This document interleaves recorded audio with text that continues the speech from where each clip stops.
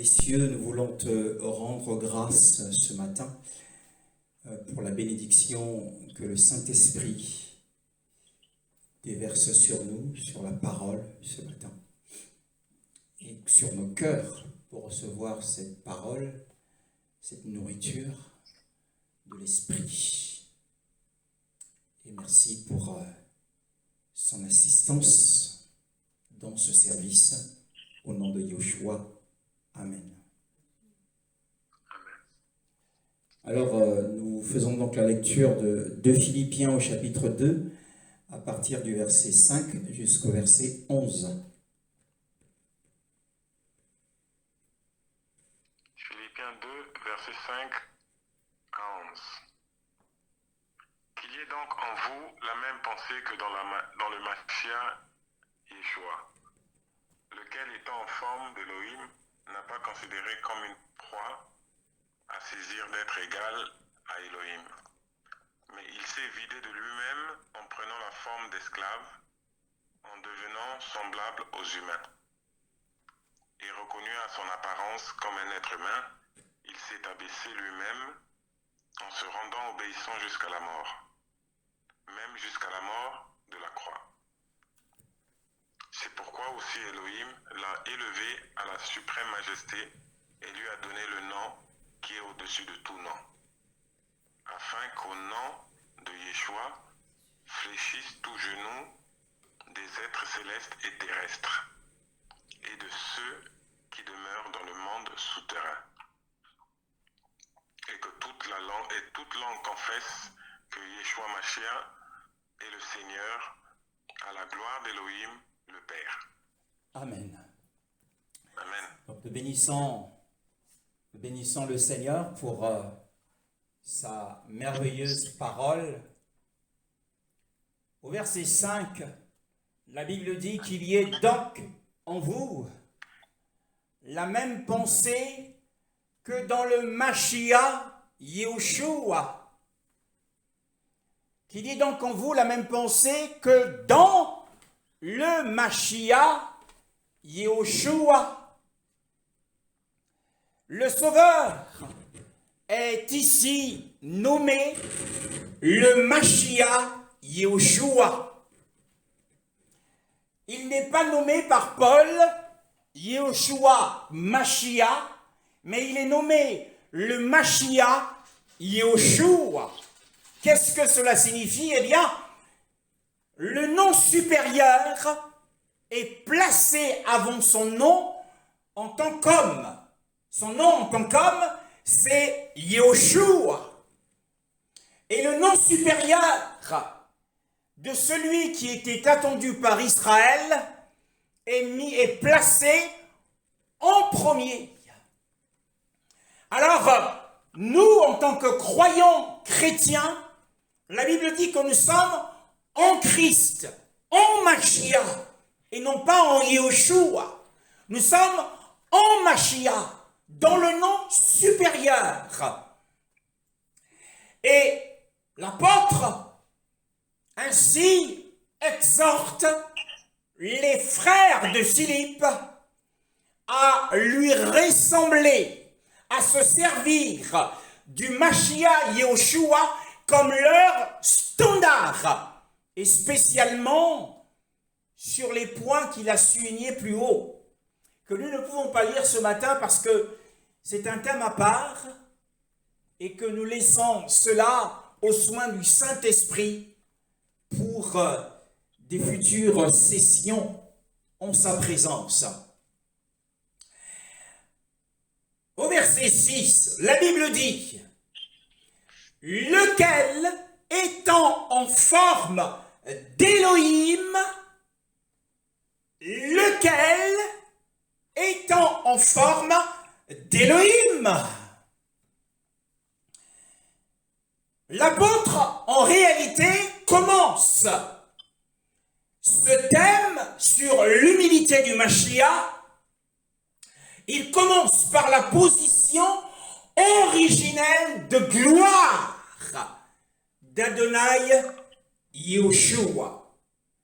Il avait une forme d'Élohim. C'était sa position et sa condition originelle. Pourquoi fait-il mention de cela? Mais c'est afin que nous puissions, nous croyants d'aujourd'hui, dans une certaine mesure, estimer la profondeur de sa supériorité, que nous puissions considérer la grandeur de sa dimension surélevée. Il était en forme d'Élohim. Que signifie cela? Qu'est-ce que la forme d'Élohim? En réalité, l'apôtre est en train de nous révéler, à travers ces écrits, cette écriture, que Yehoshua avait une existence dans l'éternité passée, que sa position originelle était une position glorieuse en tant qu'Adonai Yehoshua. Et quand le temps fut fixé, il est apparu comme un homme. Nous ne lirons pas les 11 versets aujourd'hui. Le Saint-Esprit ne l'a pas permis. J'ai beaucoup souffert cette semaine. J'ai beaucoup souffert parce que j'étais sur un thème. J'estimais qu'il était nécessaire que j'enseigne sur les réalités de la Nouvelle Jérusalem. Que j'enseigne sur la vie d'Abraham. Mais à chaque fois que je voulais aborder le sujet, je voulais entrer dans ce thème, le Saint-Esprit n'était pas avec moi. Il n'y avait aucun élan, aucun enthousiasme de l'esprit. Et j'étais perturbé, j'ai dit, Seigneur, que vais-je enseigner? Alors il m'a donné un chant. Ce chant est arrivé le mercredi. Et ce chant disait, ta souveraineté. Parlait de la souveraineté du Seigneur. Et je me suis dit, le Seigneur voulait que je parle de sa souveraineté. Qu'est-ce que la forme d'Élohim? Eh bien, la forme d'Élohim consiste principalement en deux choses. 1 Roi, chapitre 22, le verset 19 à 22. 1 Roi, au chapitre 22, le verset 19 à 22. Il lui dit, c'est pourquoi écoute la parole de Yahweh. J'ai vu Yahweh assis sur son trône et toute l'armée des cieux se tenant debout près de lui, à sa droite et à sa gauche. Et Yahweh a dit, quel est celui qui séduira Achab, afin qu'il monte et qu'il tombe à Ramoth en Galade? Et celui-ci dit ainsi, et celui-là dit ainsi. Un esprit sortit et se tint debout en face de Yahweh et dit, moi, je le séduirai. Et Yahweh lui dit, comment? Il dit, je sortirai et je deviendrai un esprit de mensonge dans la bouche de tous ces prophètes. Et Yahweh dit, tu le séduiras et tu le vaincras aussi. Sors et fais comme tu l'as dit. Amen. La Bible, dans ce passage, la Bible nous dit, eh bien, que, en réalité, la Bible nous parle du conseil qui s'est tenu dans les cieux et dont Michée, le prophète, était témoin. Il y avait dans le cœur d'Akab, roi d'Israël, un projet de récupérer un territoire qui auparavant appartenait à Israël, mais qui, à cette époque-là, était la propriété des Syriens. Alors, ce projet est monté dans le cœur d'Akab, comme le projet qui était monté dans le cœur de Poutine, de récupérer l'Ukraine, parce que l'Ukraine est russe. Kiev est étant le berceau de la Russie. Ainsi, Akab, roi d'Israël, voulait récupérer Ramoth en Galate. Il a associé à son expédition le roi de Juda, qui était Josaphat. Alors, Josaphat lui demande de faire venir les prophètes de Yahweh pour consulter et connaître la volonté du Seigneur. Alors les prophètes, qui étaient tous, sous l'influence d'Akab, ont commencé à prêcher ou à prophétiser des bonnes choses, à prophétiser la victoire sur cette expédition projetée. Alors, Michée, qui faisait partie des prophètes, finalement fut appelé par le roi Josaphat, lui demandant de leur révéler en réalité ce qui devait leur advenir.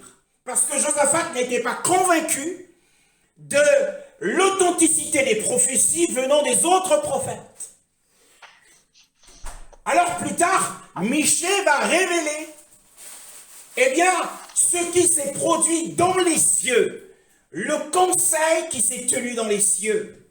Nous voyons ici au verset 19 que Michée nous révèle que Yahweh était assis sur son trône et que tous les habitants du ciel, c'est-à-dire les anges, se tenaient debout près de lui. Se tenir debout, c'est une position d'agitation.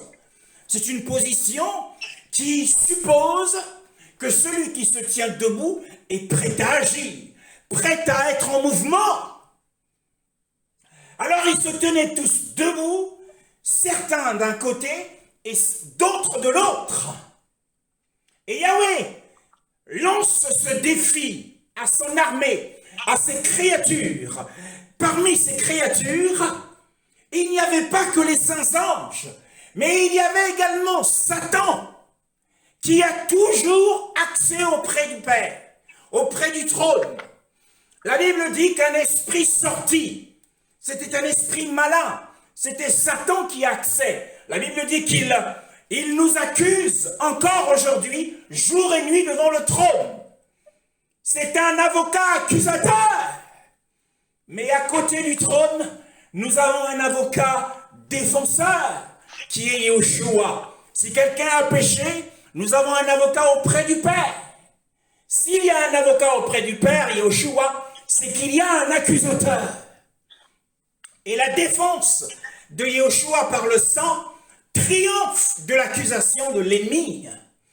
Alors revenons à notre texte. Un esprit sorti et se tint debout en face de Yahweh et dit, moi je le séduirai. Et Yahweh lui dit, comment? Il dit, de telle et telle manière. Et au verset 22, Yahweh lui dit, tu le séduiras et tu vaincras. Quel était le but de ce conseil? Eh bien, le but de ce conseil était que le roi Akab meure au cours de cette expédition.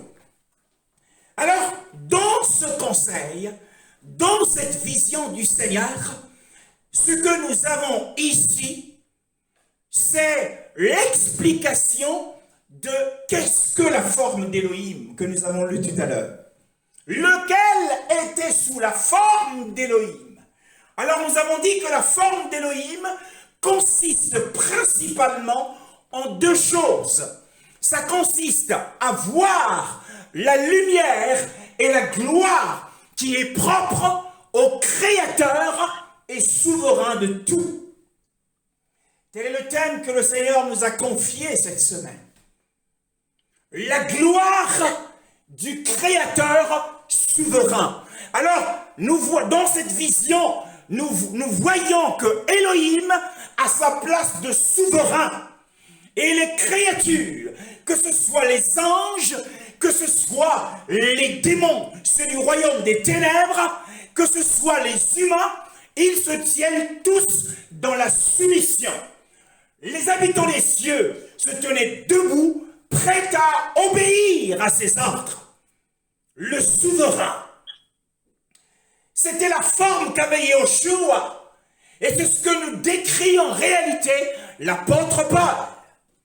Il avait la forme d'Élohim, c'est-à-dire qu'il était le créateur souverain de tous, le gouverneur de tous. Alors qu'est-ce qu'un souverain? C'est le texte de notre étude.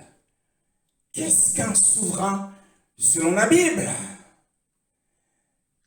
Alors, pour répondre à cette question, la Bible seule nous donnera la réponse à cette question.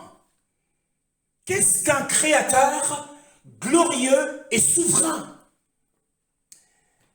Eh bien, pour le savoir, nous allons lire dans l'épître de l'apôtre Paul, qui est l'épître aux Romains au chapitre 9, et nous allons nous attarder sur le cas d'une famille. Le cas d'une famille dans les Écritures. Dans Romains chapitre 9, le verset 10 à 16. Romains chapitre 9, le verset 10 à 16.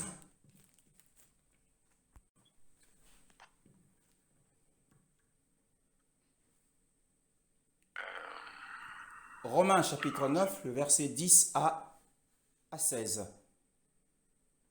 Et non seulement cela, mais il y a aussi Ribka. C'est avec un seul, Isaac, notre père, qu'elle a eu une relation sexuelle.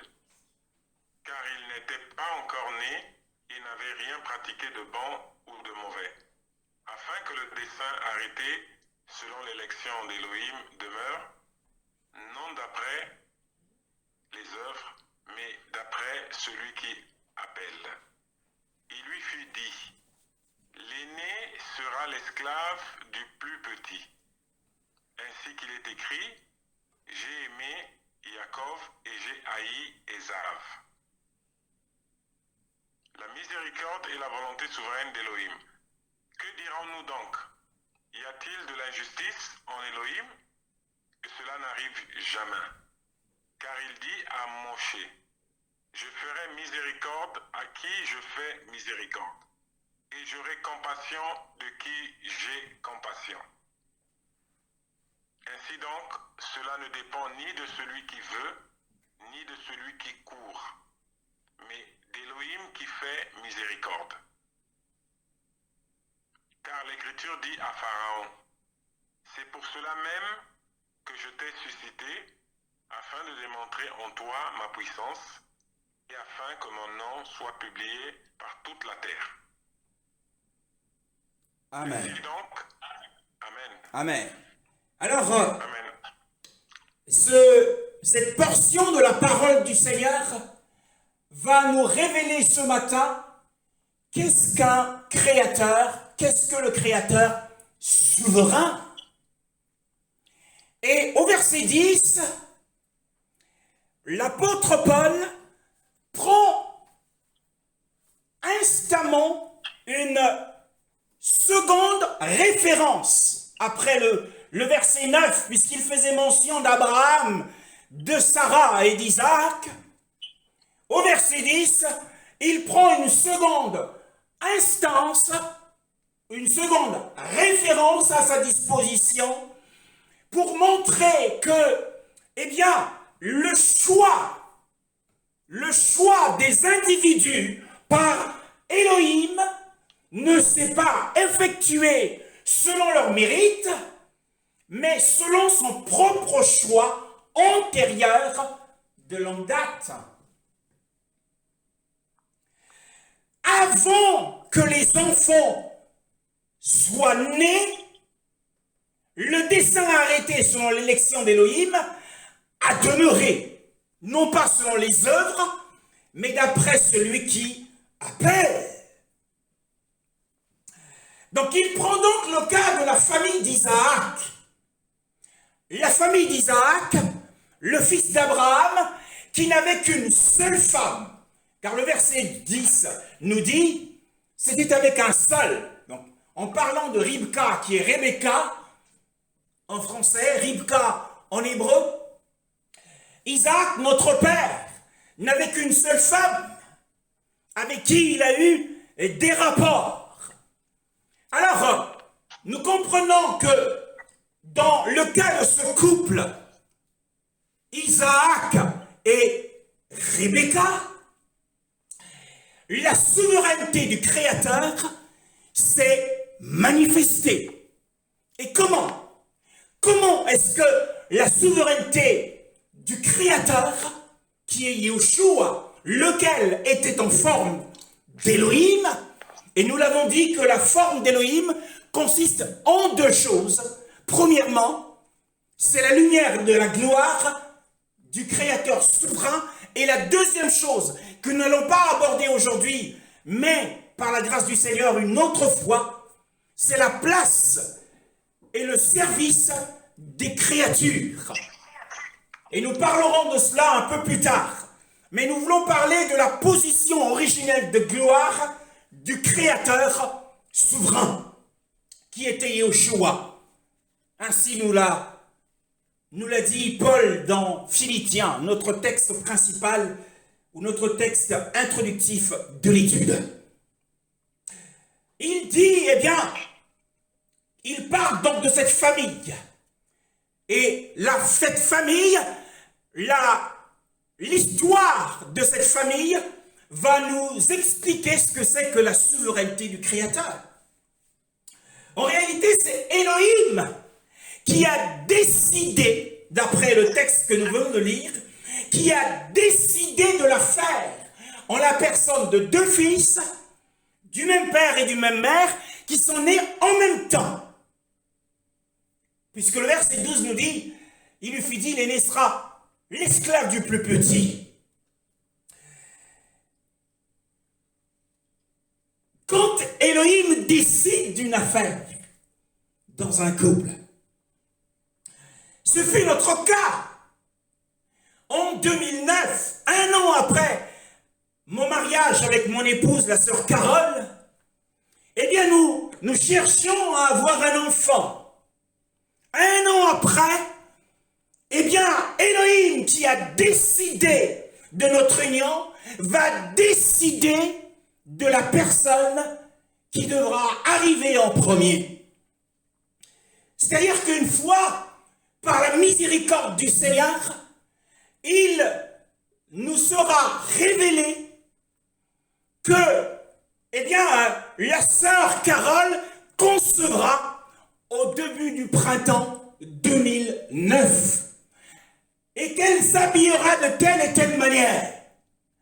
Et dans la même nuit, il nous a été aussi révélé, quand l'enfant nous est apparu, et l'enfant m'a appelé « Papa ». J'ai dit « Qui es-tu » Elle me dit « Je suis Rebecca ».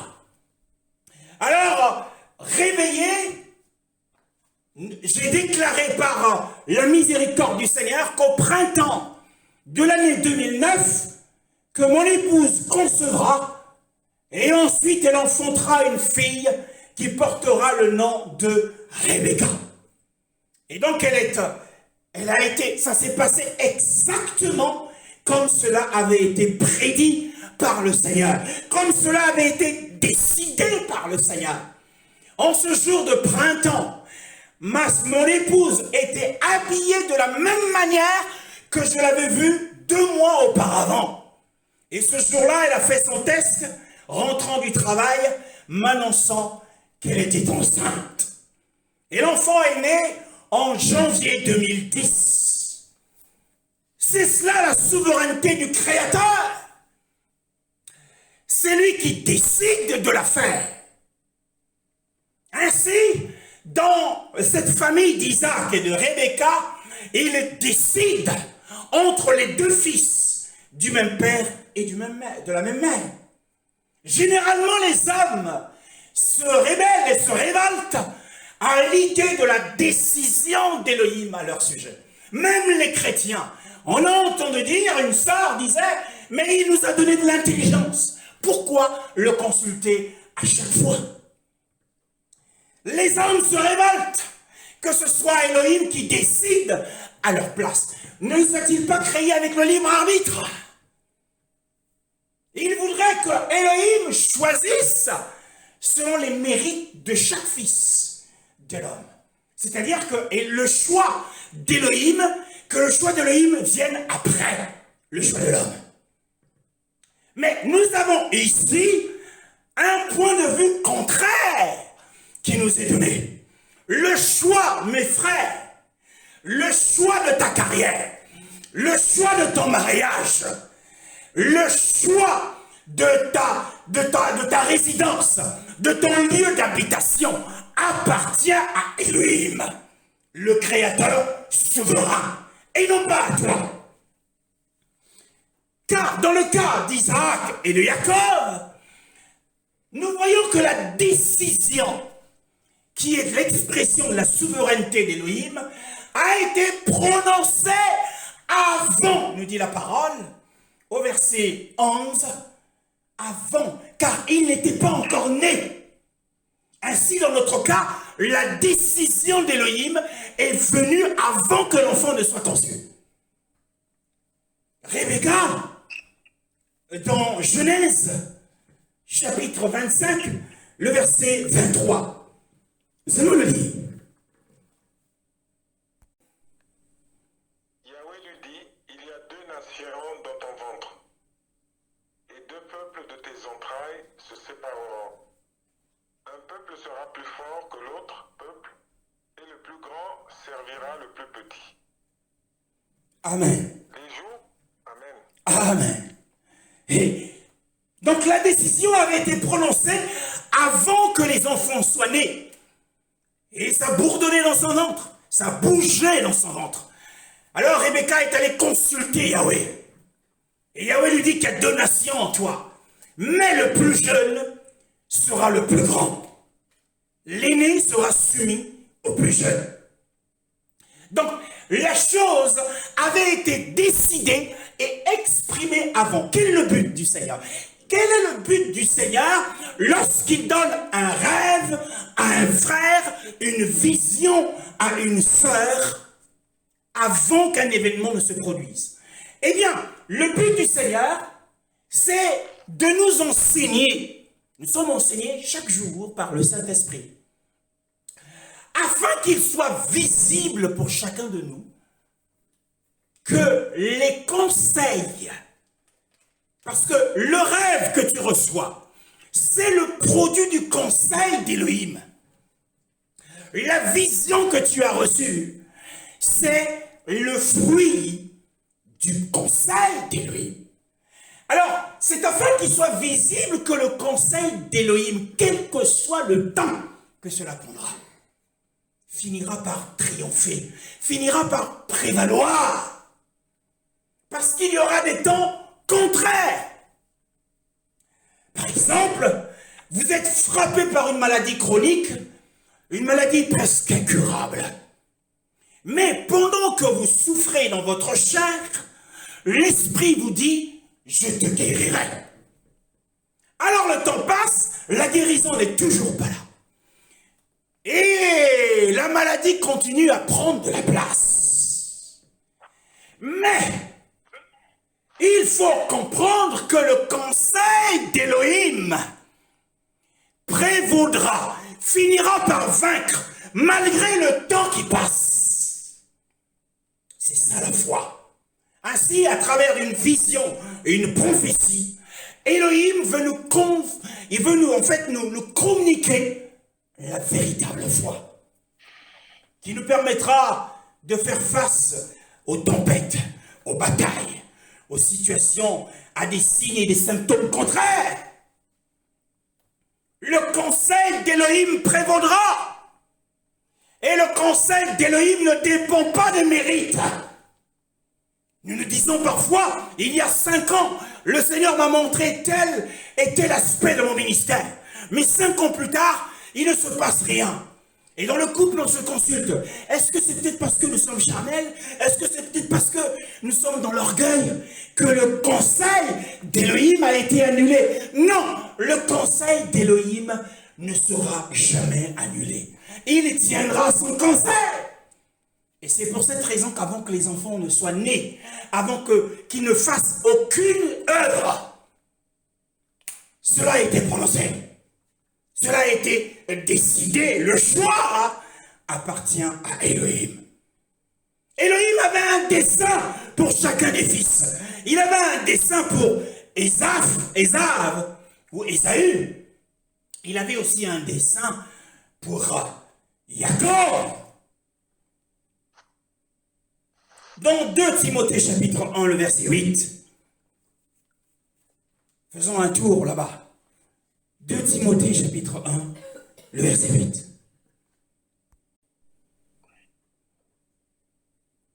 N'aie donc pas honte du témoignage de notre Seigneur, ni de moi son prisonnier, mais souffre avec moi pour l'Évangile, selon la force d'Élohim, qui nous a sauvés et nous a appelés par une sainte vocation, non selon nos œuvres, mais selon son propre dessein et selon la grâce qui nous a été accordée, en Yeshua Mashiach, avant les temps éternels.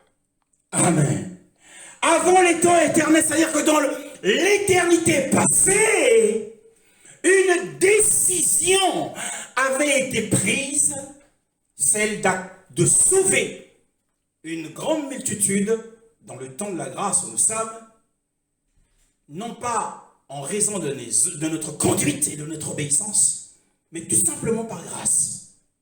La décision avait été prise avant. Donc la même déclaration selon laquelle le choix appartient à Elohim nous est donnée à travers ce passage. Le choix d'Elohim n'attend pas notre choix avant de se manifester. Donc avant que notre choix ne soit fait, dans l'éternité passée, une décision, un choix d'Elohim a été fait. Il a dit celui-là, je le sauverai. Je le sauverai. Alors, quelquefois, nous avons tendance à prendre des projets au vu, au gré des circonstances. Tel projet nous paraît fructueux. Peut-être nous rapportera de l'argent. Et nous voilà en train de prier, Seigneur, agis de telle et telle manière. Non, frère. Ce n'est pas le choix de l'homme qui doit précéder le choix d'Élohim. Mais c'est le choix d'Élohim en tant que créateur souverain qui doit précéder le choix de l'homme. Tu ne prends pas un projet de mariage que tu vas soumettre à Elohim pour qu'il bénisse ton projet. Non, non, non, non, non, non, non.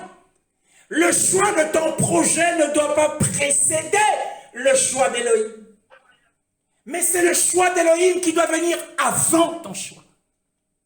Tu ne pries pas pour que la bénédiction de Yahweh vienne sur ton projet, mais tu dois prendre d'ores et déjà le projet d'Elohim qui existe avant. C'est ça l'honnêteté du croyant chrétien. Son choix n'attend pas que notre choix soit visible. Et beaucoup agissent comme ça. Beaucoup sont des opportunistes.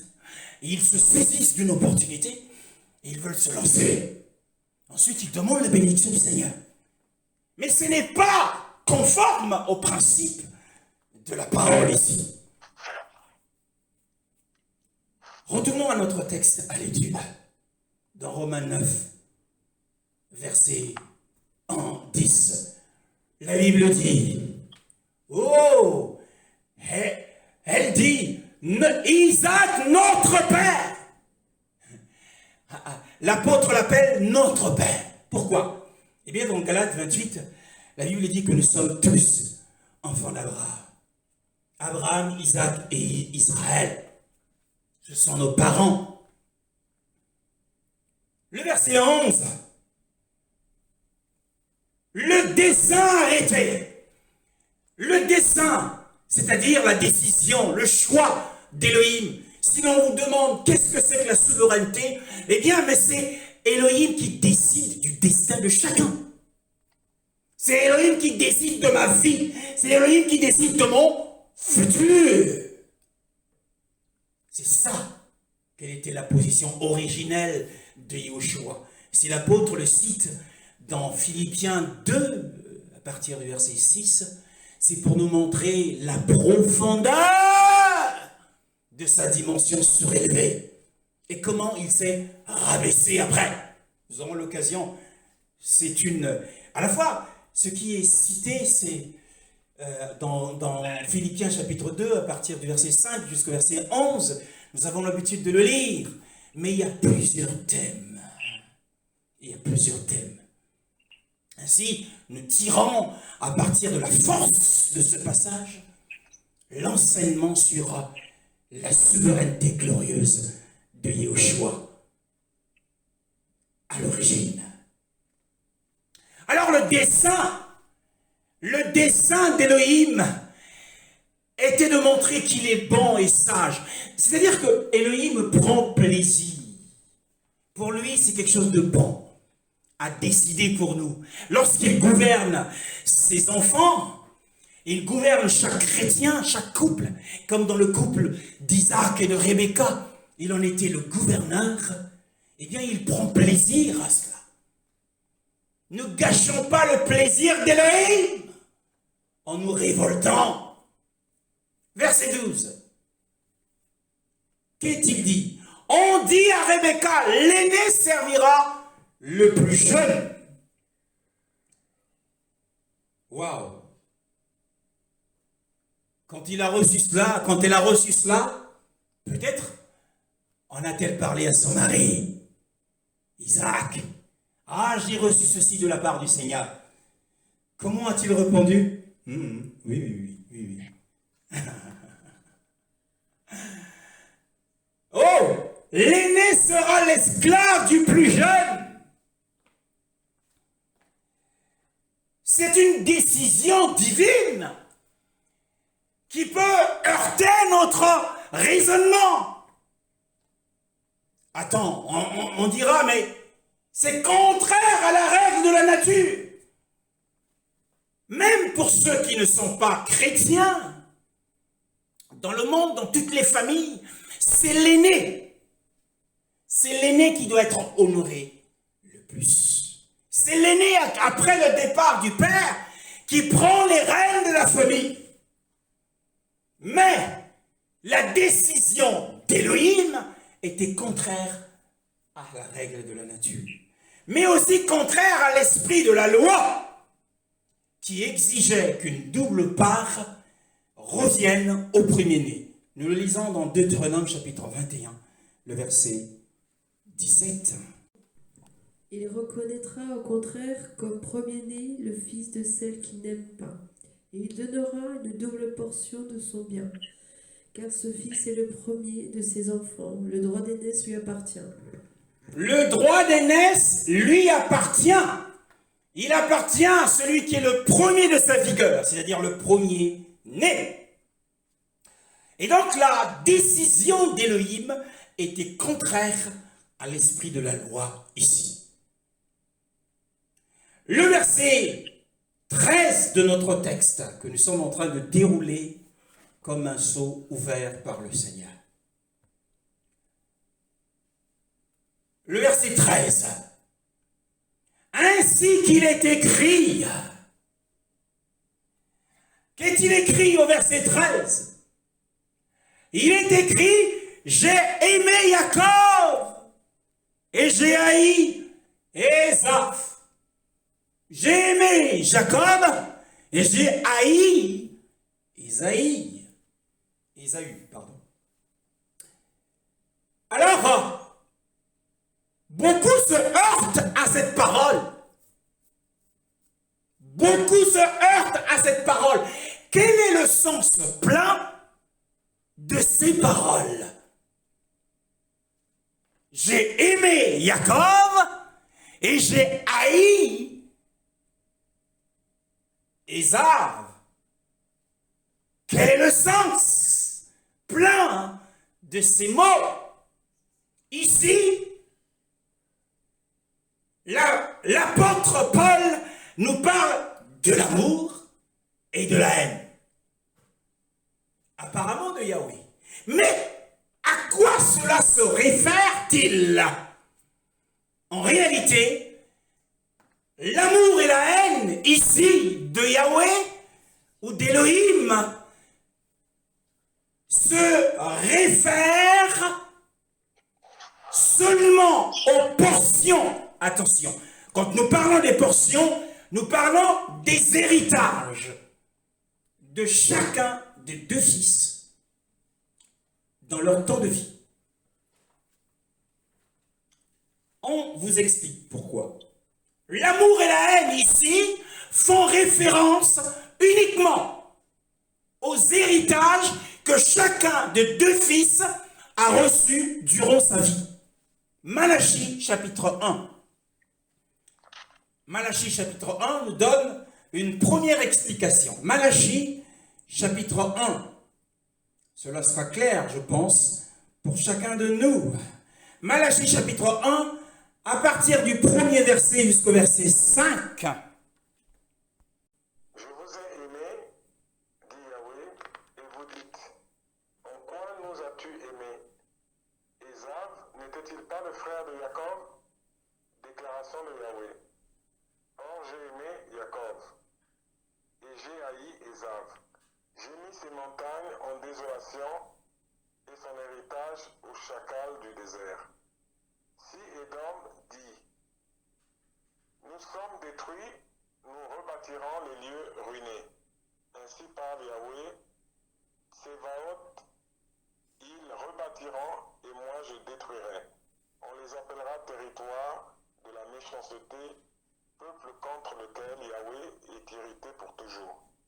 Vos yeux le verront et vous direz, que Yahweh soit glorifié sur les frontières d'Israël. Que Yahweh soit glorifié sur les frontières d'Israël. Israël, Yahweh leur dit, je vous ai aimés. Ils ont répondu, oh, mais en quoi nous as-tu aimés? Quelle est la preuve de ton amour à notre égard? Et pour la réponse sage du Seigneur, c'est encore une autre question. Ésav, c'est-à-dire Ésaü, n'était-il pas le frère de Jacob? Déclaration de Yahweh. Or, j'ai aimé Jacob et j'ai haï Ésav. Comment a-t-il haï Ésav? J'ai mis ses montagnes en désolation et son héritage au chacal du désert. Si Édom se dit, je suis capable, je suis intelligent, j'ai les capacités de bâtir des villes, nous sommes détruits, nous rebâtirons les lieux ruinés, ainsi parle Yahweh Tsebaot. Ils le rebâtiront, ça c'est sûr, ils en ont les capacités, ils en ont les moyens. Et moi, je détruirai. On les appellera territoire de la méchanceté. Peuple contre lequel Yahweh est irrité pour toujours. Voyez-vous, vos yeux le verront. Il s'adresse ici au fils de Jacob. Et vous direz, lorsque vous verrez que le territoire d'Édom, c'est-à-dire d'Ésaü, est complètement dévasté, vous direz, oh, que Yahweh soit glorifié sur les frontières d'Israël. Cela signifie que l'amour et la haine, cela signifie que l'amour et la haine dont il est parlé dans Romains 9, au verset 13, j'ai aimé Jacob et j'ai haï Ésav, eh bien, cela signifie tout simplement que la manifestation du mécontentement d'Élohim contre Ésaü, en réalité, s'est fait connaître dans sa vie. Parce que nous avons ici que l'héritage qui devait revenir à Ésaü, son héritage a été dévasté. Donc l'amour et la haine dont il est question dans Romains chapitre 9, le verset 13, concernent uniquement les héritages de chacun d'eux. Puisqu'au verset 5, il est dit que Yahweh soit glorifié sur les frontières d'Israël. Peut-être que ce n'est pas encore assez clair. Parce que Elohim est le maître des temps et des circonstances, mais aussi le maître de l'éternité. Puisque dans cette même portion de la parole de Malachie, il est dit « peuple contre lequel Yahweh est hérité pour toujours ». C'est-à-dire qu'il est le maître des temps, des circonstances, mais même de l'éternité. Et un autre témoin nous le dit, c'est dans le livre de Daniel. Le livre de Daniel. Ah, notre Daniel crachait du feu. Voyons cracher le feu du Seigneur. Daniel chapitre 2, le verset 20 à 21. Daniel chapitre 2, le verset 20 à 21. La Bible dit quoi? Et dit, béni soit le nom d'éternité en éternité, car c'est à lui qu'appartiennent la sagesse et la force. C'est lui qui change les temps et les saisons, qui renverse les rois et qui établit les rois, qui donne la sagesse aux sages et la connaissance à ceux qui ont de l'intelligence. Amen. C'est lui le maître des temps et des saisons. Et en tant que créateur souverain, maître des temps et des saisons, il a décidé de bénir Jacob et il a décidé de ne pas bénir son frère Ésaü. C'est ce que nous voyons, que nous avons lu dans Malachie et que nous allons encore lire dans le livre d'Exode au chapitre 3, le verset 8 à 9. Parce que cette parole de Malachie apparaît avec une double force quand nous la comparons avec ce que Yahweh a légué à Jacob. Nous avons vu ici dans Malachie que Yahweh ne lui a rien légué, mais que même lorsque Ésaü dit « mais je veux rebâtir mon territoire, je vais planter », mais le jugement du Seigneur finit par arriver. Mais qu'est-il arrivé à la concession? Il y a une concession, il y a une terre que Yahweh a attribuée à Jacob. C'est dans Exode chapitre 3, le verset 8 à 9. Que lisons-nous? La Bible dit quoi dans Exode chapitre 3, le verset 8 à 9. C'est pourquoi je suis descendu pour le délivrer de la main des Égyptiens et pour le faire monter de cette terre vers une terre bonne et vaste.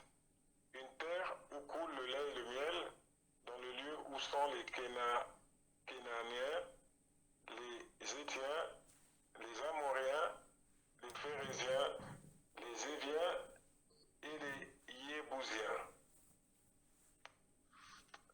Maintenant, voici le cri de détresse des fils d'Israël est venu jusqu'à moi, et j'ai vu aussi l'oppression dont les Égyptiens les oppriment. Amen. J'ai vu aussi l'oppression dont les Égyptiens les oppriment. Je suis descendu, dit-il, pour, dit Yahweh, le délivrer de la main des Égyptiens et pour le faire monter de cette terre d'Égypte vers une terre bonne et vaste. Une terre où coule le lait et le miel. Waouh! Telle est la concession, telle est la terre qui a été attribuée à Jacob. J'ai aimé Jacob, mais j'ai haï Ésaü. Quant à Ésaü, eh bien les chacals du désert dévasteront ses montagnes. Lorsqu'il rebâtira, je détruirai. Mais à Jacob, il est dit, eh bien je le ferai monter. Je suis descendu exprès pour Jacob. Je le ferai monter vers une terre vaste, vers une concession vaste et bonne où coule le lait et le miel. Donc nous voyons que le mécontentement d'Élohim à l'égard ou à l'encontre d'Ésaü concernait son héritage. Et l'approbation, l'amour approbatif ou de compassion d'Élohim envers Jacob concernait ce bel héritage où coule le lait et le miel. Alors ici, il est parlé d'Israël, mais dans notre texte, il est dit Jacob. Or, lors d'un incident dans Genèse, chapitre 32, le verset 25,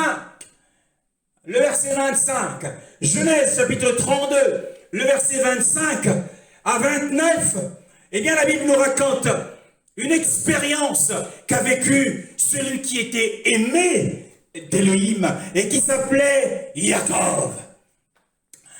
Genèse, chapitre 32, le verset 25 à 29.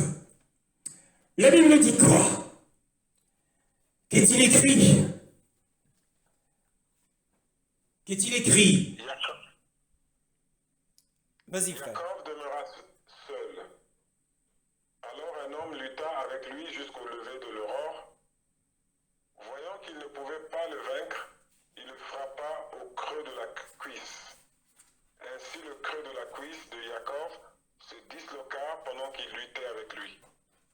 Il lui dit, « Laisse-moi, car l'aurore se lève. » Mais il dit, « Je ne te laisserai pas partir sans que tu m'aies béni. » Il lui dit, « Quel est ton nom ?» Il dit, « Jacob. » Alors il dit, « On ne t'appellera plus du nom de Jacob, mais Israël, car tu as lutté avec Elohim et avec les hommes, et tu as vaincu. » Amen. Tu as lutté avec Elohim et avec les hommes et tu as vaincu. On ne t'appellera plus Jacob, mais Israël. Cette nuit-là, il était tout seul. Et soudain, un assaillant s'est jeté sur lui. Il n'avait même pas le temps d'identifier le visage de son attaquant. Alors il s'est mis à lutter avec lui tout au long de la nuit. Son agresseur lui a déboîté la hanche. Mais Jacob, comme c'était un bon catcheur, il a réussi à le bloquer. Et l'aurore se lève, lorsque le soleil se lève, son agresseur lui dit, mais laisse-moi aller. Oh, je ne te laisserai point aller, que tu ne m'aies béni. Alors il le bénit en disant, ton nom, quel est ton nom? Alors en disant Jacob, il était en train de confesser son péché. Car le nom Jacob signifie trompeur. Et il confessait les péchés de sa vie en disant, je suis un trompeur. Alors Elohim lui dit, tu ne t'appelleras plus Jacob. Tu ne t'appelleras plus homme trompeur, mais tu t'appelleras Israël, le prince d'Élohim. Alors, nous voyons que lorsque Elohim, pour l'amour pour Israël, il descend sur le mont Horeb pour rencontrer Moshe, il lui est descendu pour le délivrer et pour le faire monter vers son héritage, vers une belle concession que j'ai prévue pour lui, une concession où coule, oh, le lait et le miel. Béni soit le Seigneur. Alors nous comprenons, si nous retournons à notre texte de Romains au chapitre 9, le verset 13, la Bible dit, j'ai aimé Jacob et j'ai haï Ésaü. Si nous comprenons ce que nous venons de développer à l'instant, que la différence des héritages, parce que l'héritage d'Ésaü est mentionné dans Malachie, qui a été détruit, dévasté, et l'héritage d'Israël est le pays où coule le lait et le miel, puisque Israël dit, dans ce cas, nous glorifions Yahweh qui a donné les frontières à Israël. Dans Malachie verset 5, chapitre 1. La différence des héritages était le fruit, ça c'est selon la loi, était le fruit de l'amour de l'un et du mécontentement envers l'autre. Parce qu'Israël avait un bon héritage de lait et de miel, c'était l'expression de l'amour qu'Élohim avait pour lui. Et parce que Ésaü n'avait rien, quoi qu'il fasse, quoi qu'il touche, tout ce qu'il touche finissait par se détruire. Tout ce qu'il touche finissait par échouer. Tous les projets qu'il faisait finissaient par échouer. Alors cela démontrait le mécontentement d'Élohim à son égard. Voyez-vous ce que c'est que la souveraineté du Créateur glorieux qui est lié au choix.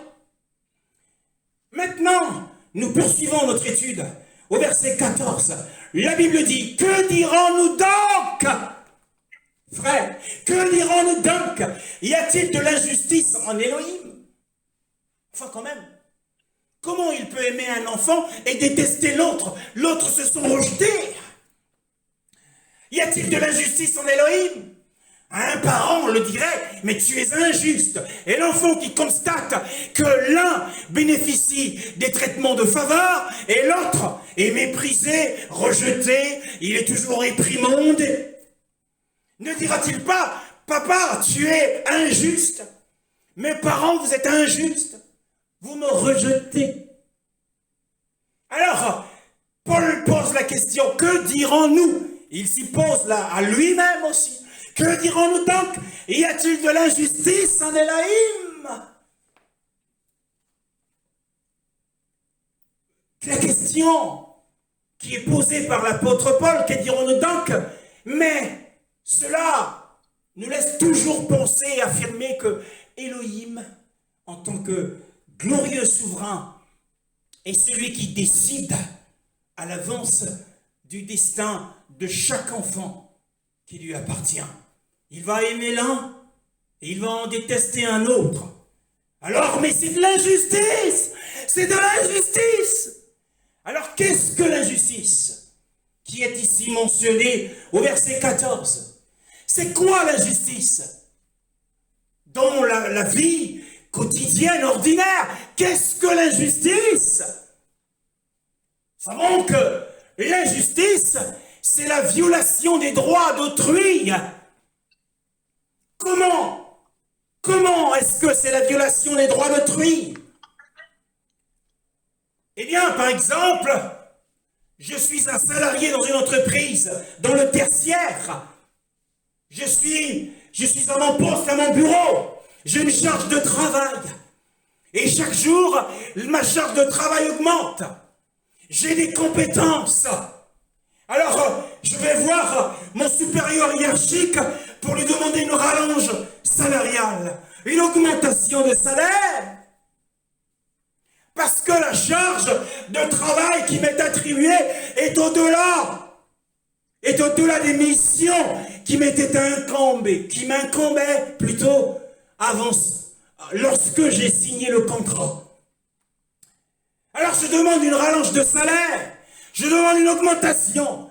Et cette augmentation m'est refusée par une lettre bien motivée en m'expliquant que l'entreprise ne fait pas suffisamment de chiffre d'affaires, l'entreprise est à la recherche d'un équilibre financier. Alors, ma demande est rejetée et remise à plus tard. Alors quel est le sentiment qui va m'animer? C'est un sentiment d'injustice. Parce que il m'a été refusé un bien que je méritais. Ou encore, recherches-tu une promotion? Tu demandes une promotion qui n'arrive pas. D'autres sont promus. Ceux qui arrivent plus jeunes, qui ont moins d'expérience, sont promus au-dessus de toi, ont des meilleurs salaires. C'est alors que tu ressens cette injustice. Ou encore, alors que tu es à ton poste et que tu as une charge bien au-delà de tes missions, eh bien on te rajoute encore une charge de travail. Tu as l'impression qu'on est en train de t'infliger un mal immérité. Donc, refuser un bien mérité à un salarié ou lui infliger du mal qu'il ne mérite pas, Ça s'appelle de l'injustice. Maintenant, la question est celle-ci pour nous.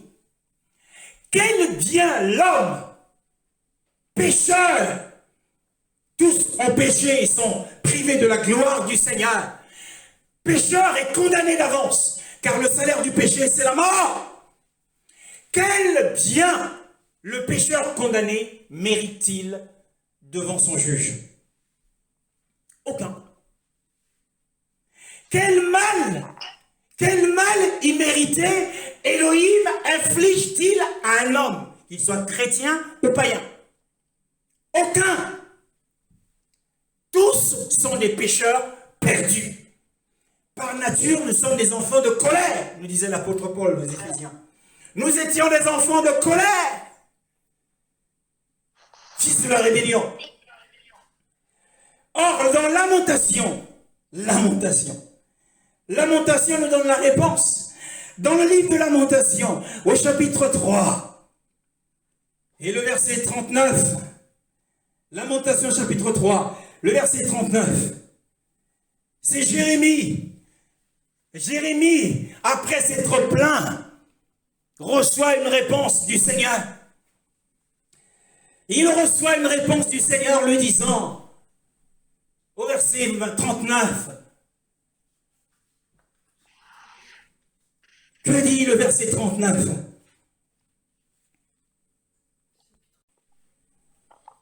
Pourquoi l'être humain resté en vie se plaindra-t-il?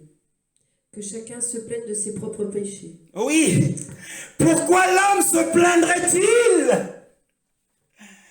Pourquoi l'homme dirait-il que c'est injuste que chacun se plaigne de ses propres péchés? En tant que pécheur, le seul droit que nous avons devant Elohim est la perdition. Oui. Donc, il ne peut y avoir, pour répondre à la question qui est posée par l'apôtre Paul dans Romains chapitre 9, le verset 14, pour répondre à cette question, le verset chapitre 9, le verset 14, la Bible dit: y a-t-il de la justice en Elohim? Non, en aucun cas. Il ne peut y avoir d'injustice dans la juste condamnation d'Elohim. Ni parce qu'il a décidé d'épargner un homme gracieusement du désert. Mais on peut se dire, mais il condamne l'un et il épargne l'autre. Comme dans le cas de Jacob et d'Ésaü. Il épargne l'un et il condamne l'autre. Mais n'est-il pas écrit que Elohim ne fait exception de personne? Oui. Quand Elohim ne fait-il pas exception de personne? Quand Elohim ne respecte-t-il pas les personnes? C'est lorsqu'il siège en tant que juge. Mais là, ce n'est pas le juge, mais c'est le souverain. Notre Seigneur n'est pas seulement un juge, même si c'est le cas, on peut aussi le démontrer dans la souveraineté, mais ici, il est l'auteur du bien, bien-aimé. C'est lui qui accorde des bienfaits de ci et de là, là où il veut. Elohim est l'auteur du bien. Il accorde des bienfaits là où il veut, mon frère. Et dans les proportions qui lui plaisent. Alors c'est un fait évident. C'est un fait tellement évident qui attire, qui retient notre attention. À tous. C'est un fait évident dans la vie de tous les jours. Que les bienfaits accordés par Elohim, il les accorde à qui il veut. C'est ça la souveraineté du roi, du Créateur, sous la forme d'Elohim. Il accorde ses bienfaits à qui il veut, dans les proportions qui lui plaisent. Remarquez, il n'y a pas deux personnes sur la terre qui ont le même niveau de santé. Il n'y a pas deux personnes sur la terre qui ont le même niveau de beauté.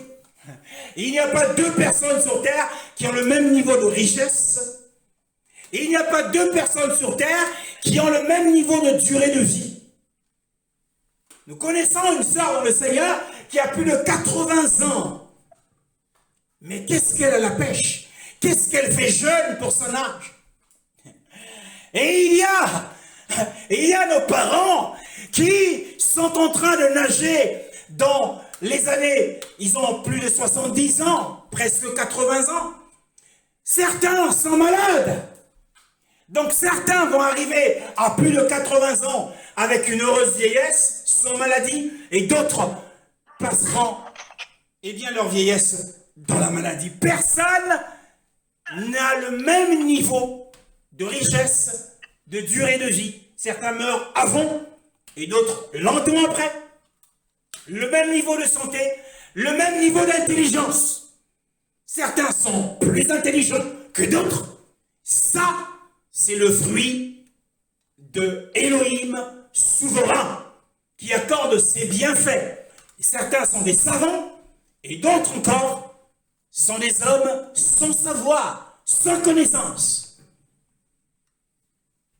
Ça, c'est l'œuvre du Seigneur. Certains sont dans des situations de handicap. D'autres sont nés aveugles. Et d'autres encore, on l'a vu, en le mouvement, l'être, la respiration. Quand nous voyons quelqu'un qui est en situation de handicap, qui n'a pas ses jambes ou qui n'a pas ses bras, eh bien nous devons rendre grâce à cet Elohim de souverain et glorieux. Alors en donnant, Elohim fait ce qu'il veut avec ce qui lui appartient. J'ai aimé Jacob, j'ai haï Ésaü. Je fais ce que je veux avec ce qui m'appartient. D'autant plus, en tant que chrétien, nul ne vit pour lui-même, nul ne meurt pour lui-même. Donc c'est lui qui décide de la vie que tu vas avoir, qui décide de comment tu vas mourir et quand tu mourras. Il décide qu'un tel, ta maladie va durer 2 ans. Un autre, ta maladie va durer 5 ans. Et à la 5e année, je me glorifie. Et il est le Créateur souverain.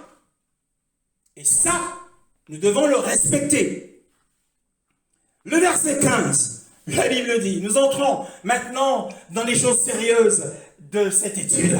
Jusqu'ici, ça ne l'était, mais pas dans les profondeurs d'ici. Le verset 15, que dit la parole? Oh, moi j'aime cette parole. Car il dit à Moshe, je ferai miséricorde à qui je fais miséricorde. Et j'aurai compassion de qui j'aurai compassion. Qu'est-ce que cela signifie? Cette citation, nous savons que cette affirmation d'Elohim a été formulée lors d'une crise, lors de la crise du veau d'or. Alors Moshe est monté pour servir de substitut au peuple. Il voulait être le substitut, mais Yahweh a refusé son offre. Non. Il a dit à Yahweh, si tu ne pardonnes pas ce peuple, efface-moi du livre que tu as écrit. Moi, je veux que ce soit moi qui prenne. Que ce soit moi qui prenne, les conséquences de ce péché. Le Seigneur a refusé qu'il soit le substitut. Le véritable substitut, ce n'est que Yahushua, l'homme sans péché. Et plus tard, Yahweh lui dit, eh bien, je ferai miséricorde à qui je fais, et j'aurai compassion de qui j'aurai compassion. Alors, cette citation est une revendication du droit d'Elohim en tant que souverain. Et ce droit, puisque Elohim prétend, et il prétend que c'est son droit d'avoir miséricorde de qui il veut avoir miséricorde et d'avoir compassion de qui il veut avoir compassion, alors c'est son droit. Et ce droit de la miséricorde souveraine d'Elohim est l'une de ses perfections. Il y a plusieurs perfections du Seigneur. On parle de sa sainteté, on parle de sa justice, on parle de son amour. Ce sont les perfections de Yahweh. Mais la souveraineté est aussi l'une de ses perfections. C'est-à-dire ici, il est en train de revendiquer, il est en train de prétendre, il est en train d'affirmer que moi, Yahweh, j'ai établi un droit sur mes créatures, parce que mes créatures doivent être dans la soumission. Et je décide et je fais ce que je veux avec ceux qui m'appartiennent. Mais l'homme a du mal à l'accepter. Et l'homme a du mal à l'accepter. Cette citation a été donnée dans Exode chapitre 33, le verset 19. Nous n'allons pas le lire. Nous avons compris. Alors si Elohim réclame, s'il réclame que c'est son droit de faire miséricorde à qui il veut, cela signifie que ce droit n'est pas quelque chose d'indigne, comme nous pourrions le penser. Nous pourrions dire qu'il y a de l'injustice, mais pour lui, ce n'est pas indigne, ce n'est pas injuste. Le verset 16, voilà la profondeur de ce passage. Le verset 16, je voudrais que ce soit un frère qui le lise. Le verset 16. Romains chapitre 9, le verset 16. Cela ne dépend ni de celui qui veut, ni de celui qui court, mais d'Élohim qui fait miséricorde. Oui, magnifique est le Seigneur. Ainsi donc, comme pour donner une conclusion à ce qui a été dit à partir du moment où il avait prononcé sa décision sur l'affaire d'Isaac et de Rebecca. En conclusion, il dit, cela ne dépend ni de celui qui veut, ni de celui qui court, mais d'Élohim qui fait miséricorde. Alors, frère, que signifie ce passage? Que signifie ce passage? Ce n'est pas facile à comprendre. La question qui se pose est celle-ci. De qui donc dépend le succès? De qui dépend le succès? Est-ce que, ou de quoi dépend le succès? Est-ce que le succès dépend de nos capacités, c'est-à-dire la réussite? Est-ce qu'elle dépend de nos capacités intellectuelles? Est-ce que la réussite dépend de nos efforts, de notre investissement? Pour un enfant qui va à l'école, qui doit passer un examen, il est conscient qu'il a les capacités de réussir cet examen, mais il doit bûcher, il doit potasser. Alors, il est conscient, mais il doit faire des efforts. Pour lui, la réussite va dépendre de ses capacités intellectuelles et de ses efforts qu'il fournit chaque jour après l'école, de faire ses devoirs, de lire, d'apprendre ses cours. C'est ce que pense l'homme.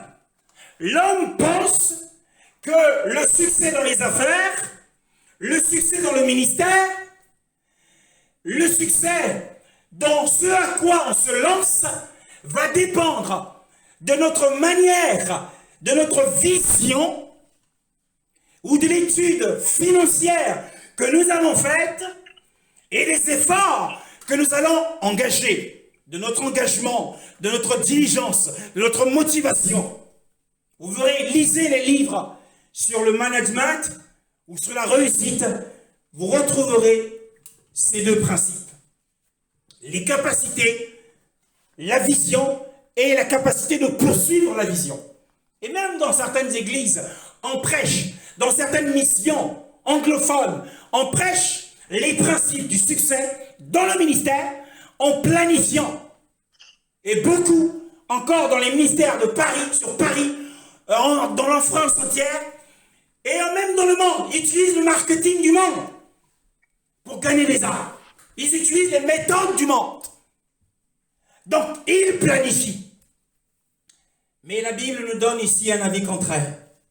La Bible nous dit que, dans ce passage, que le succès ou la réussite dans le mariage ne dépend pas des efforts de l'un et de l'autre, ne dépend pas de tes capacités ou de ta culture, la culture que tu as acquise, mais dépend ici et repose le succès ou la réussite dans la vie du croyant va dépendre de la compassion du Seigneur. C'est le principe général de la Bible. Contraire à la sagesse humaine. La sagesse humaine va vouloir que l'on échafaude des plans, que l'on planifie, que l'on fasse des assurances vie pour réussir, pour avoir une belle retraite après. Mais Elohim dit que c'est sur sa compassion. Elohim qui fait miséricorde. Explication. Maintenant, expliquons ce passage tel que nous l'avons énoncé. Ainsi donc, cela ne dépend ni de celui qui veut, ni de celui qui court, mais d'Elohim qui fait miséricorde. La question ici est, qui est celui qui veut? Qui est celui qui court? Bon, nous savons que celui qui fait miséricorde, c'est Elohim. Maintenant, la question est ici, la question difficile est celle de savoir qui est celui qui veut et qui est celui qui court. Mais on dira, mais tu l'as dit, frère. C'est celui qui planifie et c'est celui qui fait des efforts.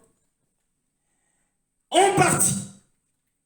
Mais en réalité, pour rester dans la doctrine et dans l'esprit de la doctrine biblique, en réalité, celui qui veut et celui qui court a déjà été révélé. Alors, pour savoir qui est celui qui veut, il faut d'abord avoir la clé qui nous permette d'ouvrir, eh bien, la porte de celui qui court. Genèse, chapitre 27, le verset 1 à 4. Je voudrais que ça soit lu avec beaucoup de voix. Genèse, chapitre 27, le verset 1 à 4. Devenu vieux, et que ses yeux affaiblis ne voyaient plus, qu'il appela Ésav, son fils aîné, et lui dit, mon fils, celui-ci lui dit, me voici. Isaac lui dit, voici s'il te plaît, je suis vieux et je ne connais pas le jour de ma mort. Maintenant, s'il te plaît, prends tes armes, ton carquois et ton arc, va dans les champs et chasse-moi du gibier. Prépare-moi une nourriture de choix, comme j'aime, et apporte-la-moi, afin que je mange et que mon âme te bénisse avant que je meure. Amen. Oh, amen. Amen. Notre recherche, notre méditation est de savoir que Paul voulait-il dire lorsqu'il dit celui qui court. Nous avons dit que si nous découvrons qui est derrière celui qui court, nous finirons par connaître qui est celui qui veut. Dans les passages qui ont été lus par le frère, la Bible dit qu'il arriva qu'Isaac fut devenu vieux et que ses yeux affaiblis ne voyaient plus, qu'il appela Ésav, son fils. Mon fils, viens ici. Et il répondit, mais voici. Isaac lui dit, en réalité, l'histoire d'Isaac, bénissant son fils avant sa mort, va nous révéler qui est celui qui court. Et après, nous saurons qui est celui qui veut. La Bible dit, Isaac lui dit, voici, s'il te plaît, je suis vieux et je ne connais pas le jour de ma mort. Maintenant, s'il te plaît, prends tes armes, prends ton étui là, dans ma tente. Il y a ton étui où il y a tes flèches. Je sais que tu es un bon archer. Tu es un bon tireur à l'arc. Va prendre cet étui où il y a tes flèches là. Et dans la version du semeur, il est écrit « Cours à la campagne ». La version du semeur et de la parole de vie. Il est écrit, non pas « Va dans les champs », mais il est écrit « Cours à la campagne ».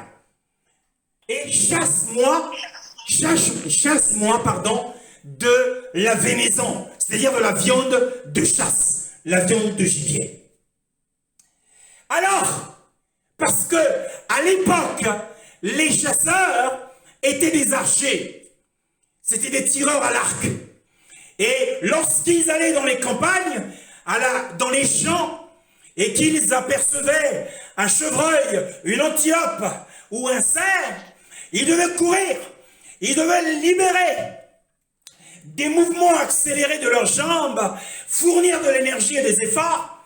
Après le sanglier, alors ils se postaient et ils visaient le cœur de la cible. Et le gibier était pris au piège. Alors le coureur ici, d'après l'apôtre Paul, celui qui courait, c'était Ésaü le chasseur. Le Seigneur dit ainsi donc, cela ne dépend pas de celui qui court, de celui qui veut, ni de celui qui court. Et celui qui court ici, c'était Ésaü. Ésaü était celui qui court, parce que principalement et ordinairement, un chasseur est celui qui doit hâter ses pas pour prendre sa vénaison ou son gibier. Va, cours dans les champs. Dans ma version du semeur, cours, va courir et va à la chasse du gibier. Alors si nous décidons que le coureur c'est Ésaü, nous constatons que celui qui veut doit être Isaac. Parce que le plan pour manger de la bonne chair est venu d'Isaac. Avec promptitude. Il se lève un matin et il dit, mon fils, viens ici. Va prendre ton étui, il y a les arcs, et va courir dans les champs. Et ramène-moi, prépare-moi de la bonne nourriture comme j'aime. C'était un bon mangeur, Isaac. Un bon mangeur de viande. Et il dit, ramène-moi de la viande. Et lorsque je serai rassasié, comme dit la parole dit, vous mangerez. Et dans Deutéronome 8, le verset 10, vous mangerez et vous serez rassasiés et vous bénirez le nom de Yahweh. Alors, c'était un plan intelligent. Il fallait que son âme soit rassasiée. Ensuite, il était dans les meilleures dispositions pour bénir son fils. Ainsi, mais Elohim dit, cela ne dépend pas du plan qu'avait formé Isaac. Isaac avait formé un plan et Ésaü a fait les efforts. Il a fourni, il s'est efforcé avec diligence. Il a couru dans les champs. Il a couru. Pourquoi? Pourquoi était-il si motivé à courir?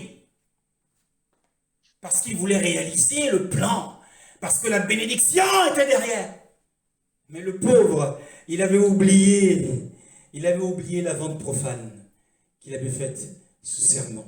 Bien-aimé, lorsque tu oublies un péché pour lequel tu n'as pas demandé pardon au Seigneur, c'est en vain que tu oublies. Parce que Elohim ne l'oubliera pas s'il n'y a pas repentance.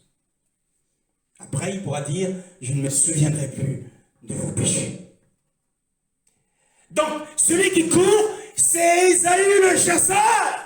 Et celui qui veut, qui avait la volonté, qui avait le projet du succès, c'était Isaac. Mais Elohim déclare par Paul que le succès ne dépend pas de celui qui planifie, ne dépend pas de celui qui fournit les efforts, mais d'Elohim qui fait miséricorde. Or, concernant la miséricorde, il a dit, je fais miséricorde à qui je veux. Je suis souverain.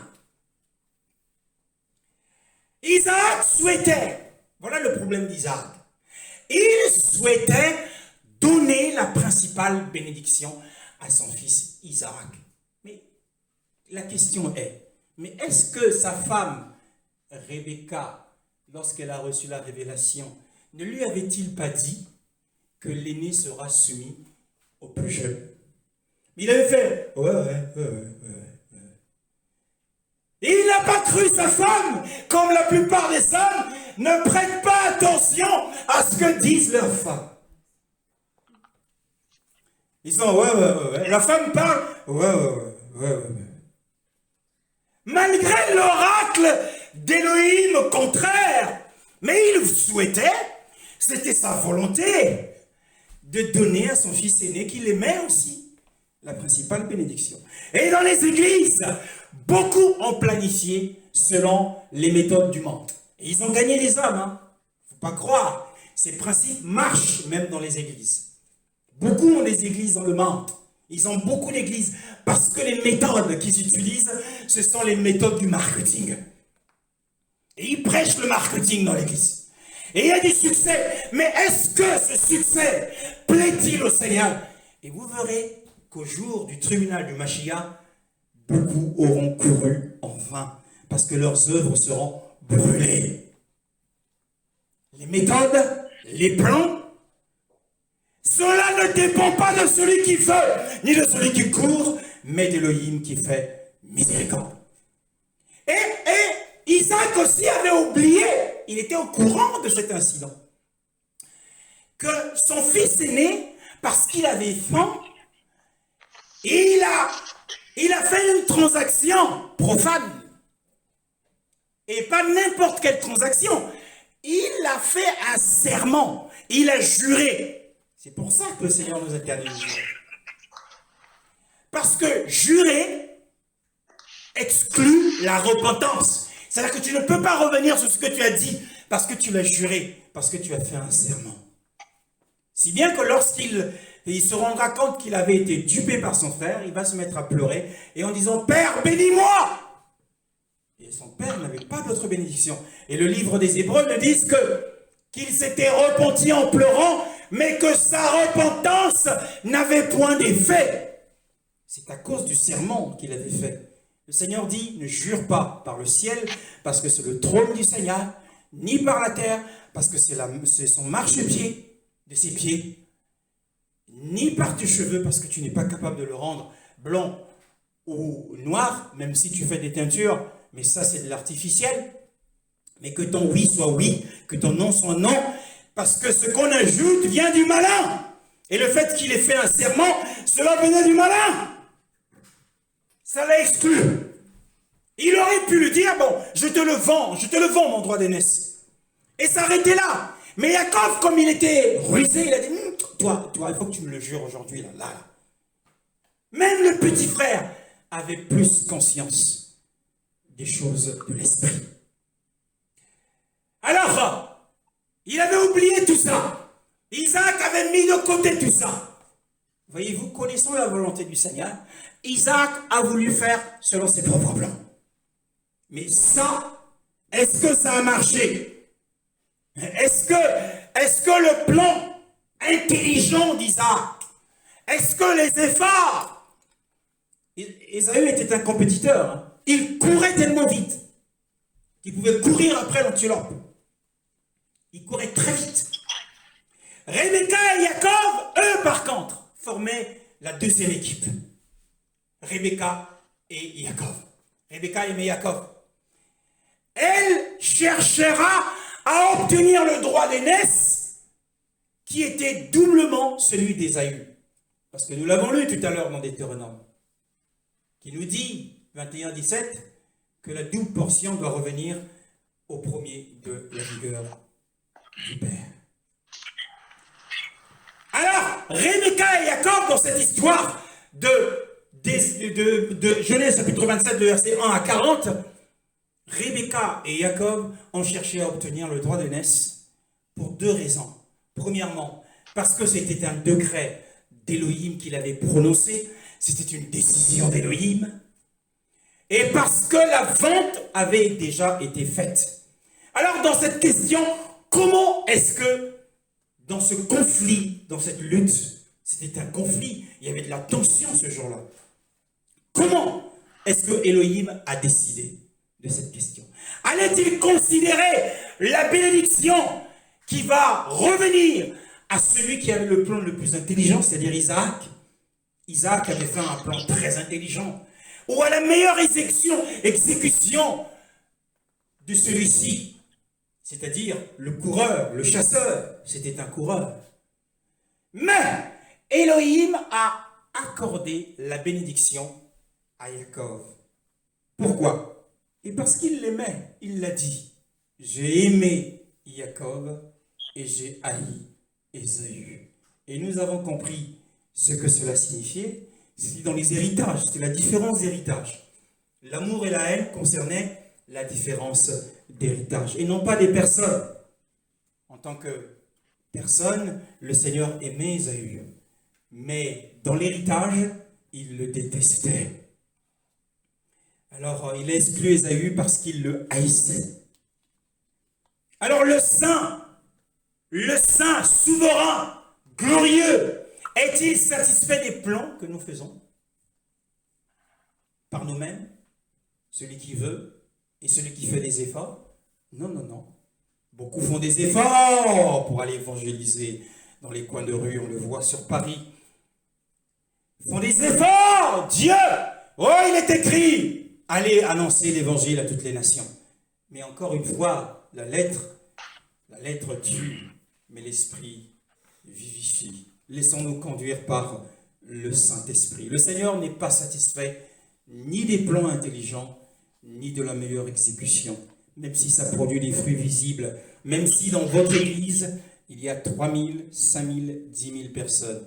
Mais sachez qu'au jour du Seigneur, lorsque nos œuvres passeront par le feu, seront-elles des œuvres qui vont résister comme de l'or, de l'argent ou des pierres précieuses, ou ça sera du bois, de la paille et du chaux?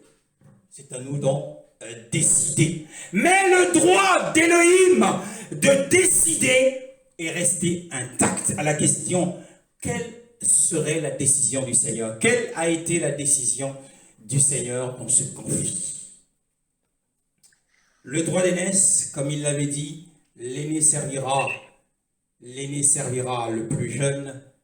Cette décision a prévalu, bien-aimés. Beaucoup de commentateurs ont dit: oh, Rebecca, elle n'aurait pas dû agir ainsi. Rebecca aurait dû attendre. Le Seigneur avait un autre plan. Non!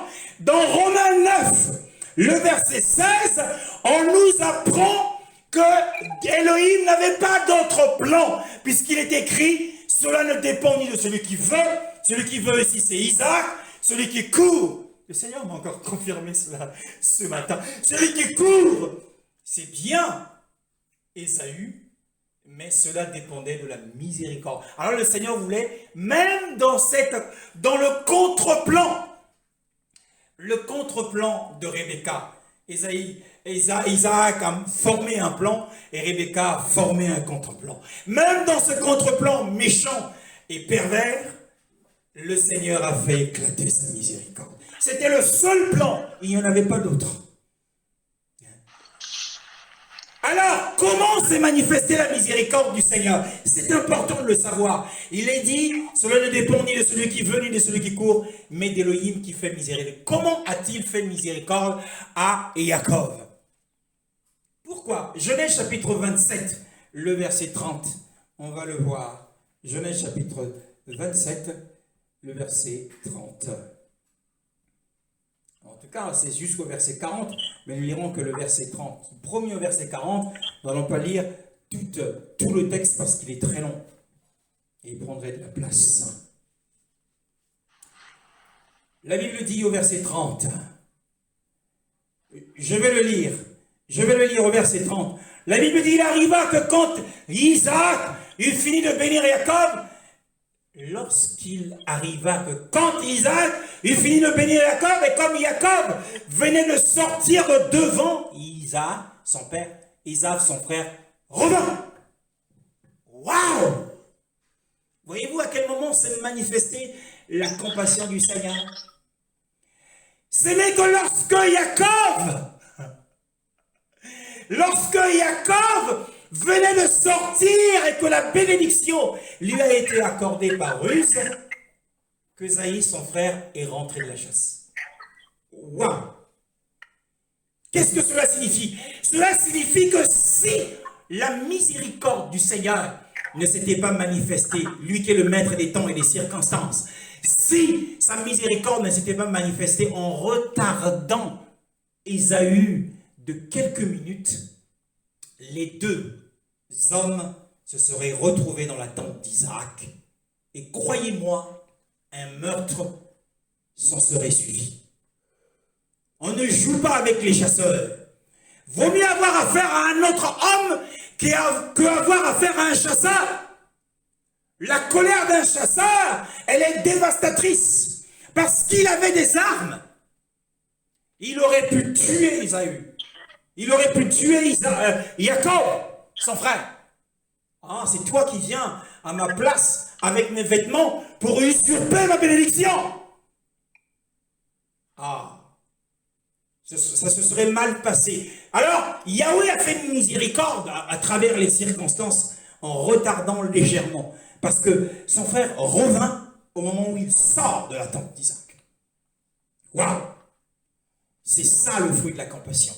Alors il apparaît que le contre-plan de Rebecca et de Jacob a pris effet. C'est réalisé parce que Rebecca et Jacob étaient des personnes qui avaient reçu la miséricorde et la pitié d'Élohim. Ainsi, nous réalisons le mot qui déclare « J'ai aimé Jacob et j'ai détesté Ésaü ». C'est là. Rebecca et Jacob formaient le couple le plus faible, l'équipe la plus faible. Et il semblerait que, à cette période de l'histoire, le droit d'aînesse était d'avance perdu pour Jacob à cause de la promptitude du plan d'Isaac. Isaac n'avait pas planifié ça depuis de longue date. Il n'en avait pas parlé à Rebecca. Ça lui est arrivé comme ça un matin. Quelque chose de brusque. Brusquement, il appelle son fils et lui dit de courir à la chasse. Et son fils, immédiatement, a exécuté le plan de son fils. Nous voyons que le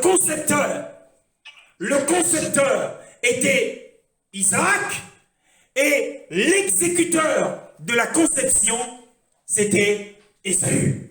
Et les deux étaient cohérents.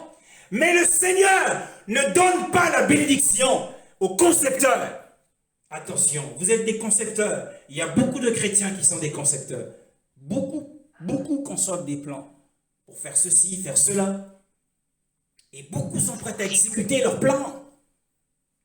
Mais la bénédiction ne viendra que sur celui à qui le Seigneur fait miséricorde. Lorsqu'il a conçu son plan dans sa brusquerie, promptement, il était aveugle. Et Rebecca, qui était à côté, il ne le savait pas, Isaac. As-tu entendu? Il a entendu le stratagème intelligent. Mais à ce moment critique, c'était un moment critique, le passage que nous venons de lire. Elohim n'est pas apparu pour accorder sa bénédiction à Ésaü, mais il l'a accordé à Jacob. Mon frère, peut-être es-tu en train de dire, le Seigneur ne m'aime pas, je n'ai pas beaucoup de chance. Son amour a échoué dans ma vie. L'amour du Seigneur pour ses enfants n'échoue jamais. Et l'amour que le Seigneur avait pour Jacob n'a pas échoué. Malgré le stratagème d'Isaac, le concepteur, et l'énergie ou la diligence de l'exécuteur qui était Ésaü. L'amour qu'il avait pour Jacob n'a pas échoué, malgré les circonstances, ma sœur. Les circonstances sont difficiles. Tu as peut-être atteint du cancer, peut-être atteint une tumeur, et tu penses que cette maladie est incurable, mais son amour pour toi n'échouera jamais. Son amour n'échouera pas, car sa décision avait été prise. Elle avait déjà été exprimée. Il l'avait dit, le l'aîné doit servir le plus jeune. Et cette décision ne sera pas annulée. S'il a dit qu'il te guérira, cette décision ne sera pas annulée. Tu penses que la décision est annulée à cause de ta conduite? Mais non. Est-ce que Elohim a aimé Jacob parce qu'il y avait quelque chose de bon en lui? Non, Jacob était aussi coupable que son frère Ésaü. Pourquoi l'a-t-il aimé? Comment est-il arrivé à l'aimer alors qu'il était aussi coupable que son frère? Son frère aussi par sa conduite et son caractère. Ésaü par son caractère était aussi coupable que son frère Jacob. Mais la miséricorde souveraine du Seigneur a triomphé sur l'un des deux. C'est une question de miséricorde souveraine qui ne dépendait d'aucun mérite. Même Jacob ne méritait pas l'amour du Seigneur. Nous ne méritons pas l'amour du Seigneur. Alors ne disons pas que si je ne suis pas guéri, c'est à cause de mon péché. Non! C'est une question de la miséricorde souveraine du Seigneur. Alors sa décision à ton égard n'échouera pas, ne sera pas annulée. Et son amour pour toi n'échouera pas. N'écoute pas l'ennemi. C'est l'ennemi qui parle. Mais ici, la haine d'Élohim envers Ésaü a commencé à apparaître. Lorsque, de justesse, il a épargné Jacob pour pas qu'il confronte son frère au moment où il sortait de la tente de son père Isaac. C'est là qu'a commencé la haine d'Élohim à l'égard d'Ésaü. C'est-à-dire qu'il vient de louper une bénédiction. N'était-ce pas une saison des plus propices pour Ésaü? Mais le Seigneur, Ésaü avait vendu son droit d'aînesse de manière tellement profane que le Seigneur avait éprouvé du regret dans son cœur. Il l'avait vendu sur serment. Et si il avait osé s'en prendre à son frère après cet acte, il aurait accueilli sur lui la colère d'Élohim. N'oublie pas le mal que tu as fait. Réponds-toi du mal que tu as fait. Sinon, le Seigneur ne l'oubliera pas. Si tu fais l'effort d'oublier, ah non, je ne vais plus y penser. Mais souviens-toi que le Seigneur s'en souvient. Il est celui qui fait miséricorde. Il l'a fait à un homme qui ne le méritait pas. Il ne la méritait pas, Jacob. Il ne méritait pas la miséricorde souveraine. Dans cette lutte, au sein de cette famille, Elohim était complètement négligé par tous les quatre. Isaac qui fait son plan, il ne consulte pas Yahweh. Il envoie son fils, il ne consulte pas Yahweh. Rebecca fait son contre-plan avec son fils, il ne consulte pas le Seigneur. Mais Yahweh était négligé. Nous négligeons parfois le Seigneur dans nos projets et dans nos décisions. Mais son conseil tiendra toujours. Sa décision tiendra. Il a donné par miséricorde le droit à Jacob. Et le succès du plan de Rebecca n'était pas mérité, nous l'avons dit. Loin de là, il y avait beaucoup de méchanceté dans ce plan. Si bien que Jacob en a souffert toute sa vie. Il a eu des épreuves dans sa vie, si bien que il n'a pas vu sa mère quand elle est morte. Quand il retourne à la terre de ses pères, il va se recueillir sur la tombe de sa mère. Et tout cela à cause de la méchanceté des moyens qu'il avait utilisés. J'ai aimé Jacob, et j'ai haï Ésaü. Cela ne dépend ni de celui qui veut, ni de celui qui court, mais d'Élohim qui fait miséricorde. La miséricorde souveraine du Seigneur ne dépend pas de notre conduite. Tu seras guéri au nom de Yeshua. Et beaucoup dans les églises sont malades, des maladies graves. Mais il leur faut consulter le Seigneur et de connaître la décision du Seigneur. Nous bénissons le Seigneur pour sa parole.